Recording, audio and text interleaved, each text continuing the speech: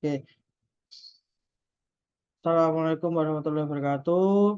Perkenalkan, nama saya Bapi Arifin. Saya mahasiswa program studi Magister Teknologi Informasi.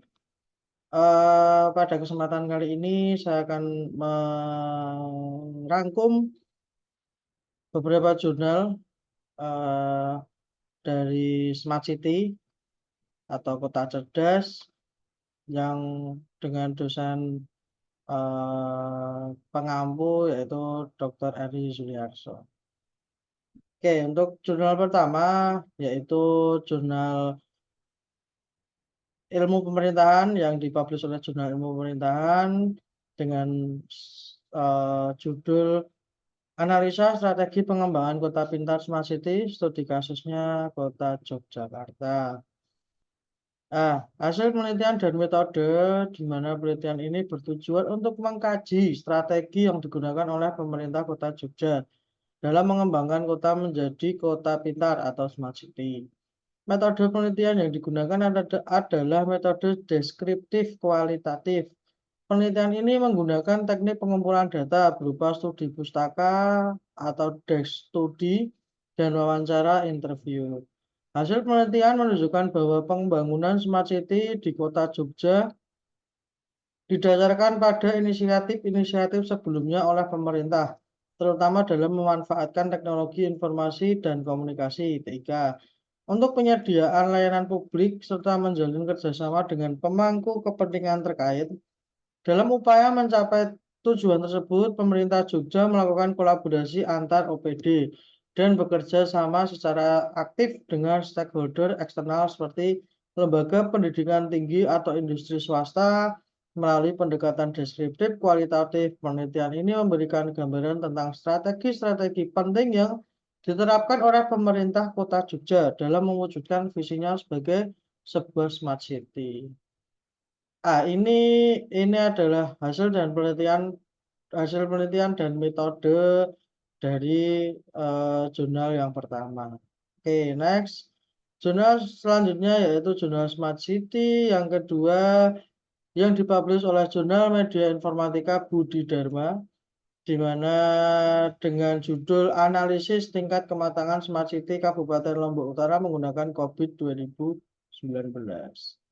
Hasil penelitian ini menunjukkan bahwa terdapat 3 dimensi smart city yang masih jauh dari target yang diharapkan, yaitu smart branding, smart economy, smart environment.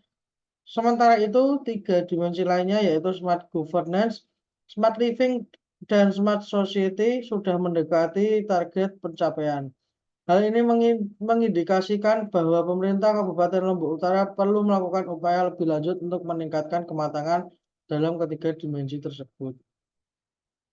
Dalam analisis domain proses COVID 2019, sebanyak 9 domain proses telah dievaluasi. Terdapat 3 domain proses yang belum dikelola dengan baik sehingga perlu adanya langkah-langkah untuk memperbaiki pengelolaannya. Sebaliknya, 4 domain proses telah terdefinisi dengan baik dan berjalan efektif sesuai harapan. Untuk 3 domain yang masih dalam tahap perbaikan, yaitu APO03 Managed Enterprise Architecture, APO 12 Managed Risk, DSS 04 Managed Continuity. Oke, selanjutnya yaitu jurnal Smart City 3 dengan judul Implementasi Kebijakan Smart City dalam mewujudkan kualitas pelayanan publik di Kota Tangerang. Penelitian ini membahas tentang implementasi kebijakan Smart City dalam upaya meningkatkan kualitas pelayanan publik di Kota Tangerang, di mana fokus pada penelitian ini adalah pada pemanfaatan teknologi informasi dan komunikasi melalui internet, platform online, alat digital, dan media sosial. Metode penelitian yang digunakan adalah metode deskriptif dengan pendekatan kualitatif. Hasil penelitian menunjukkan bahwa implementasi kebijakan Smart City belum berhasil secara efektif meningkatkan kesejahteraan masyarakat di Kota Tangerang. Beberapa faktor yang mempengaruhi kesuksesan implementasi tersebut antara lain komunikasi, ketersediaan sumber daya seperti sarana dan prasarana yang dibutuhkan, disposisi atau tingkat kepercayaan terhadap kebijakan oleh pemimpin organisasional, serta struktur birokratis sesuai dengan standar operasional prosedur atau SOP. Oke, next. Ya, yang selanjutnya yaitu jurnal Smart City. Yang keempat, jurnal ini dipublish oleh Jurnal Pengembangan Teknologi Informasi dan Ilmu Komputer dengan judul Perancangan User Experience Aplikasi Portal Smart City Kota Malang dengan metode pendekatan Human-Centered Design.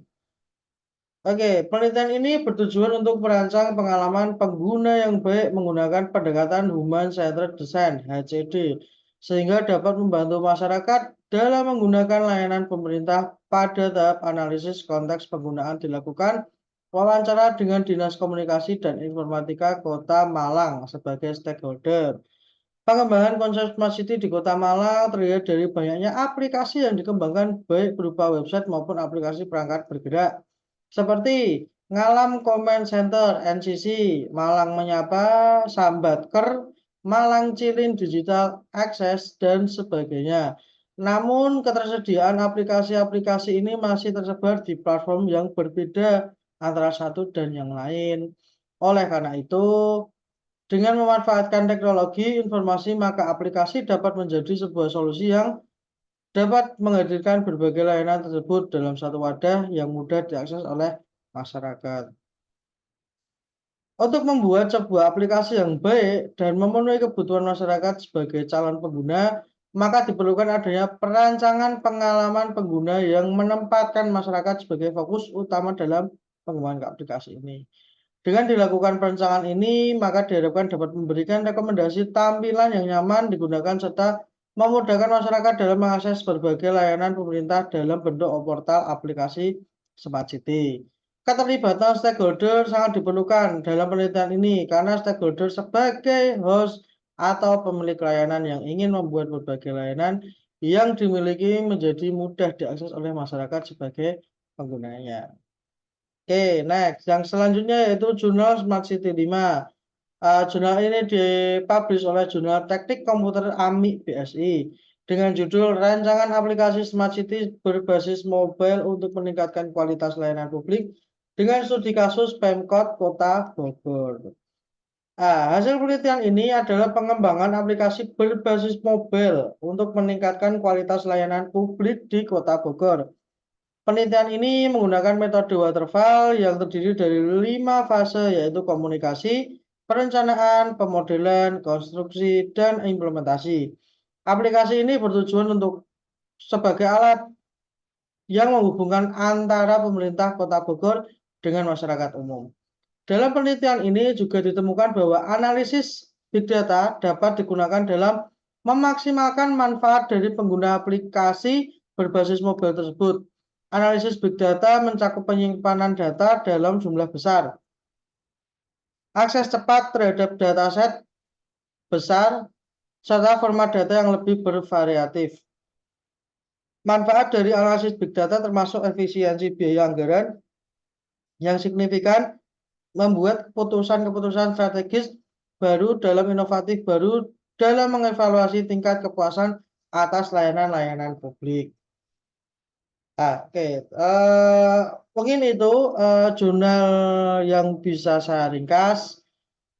Sebelumnya terima kasih kepada Pak Eri sudah memberikan waktunya untuk saya menjelaskan 5 jurnal yang sudah saya rangkum. Kurang lebihnya mohon maaf. Wabillahi taufiq wal hidayah. Wassalamualaikum warahmatullahi wabarakatuh.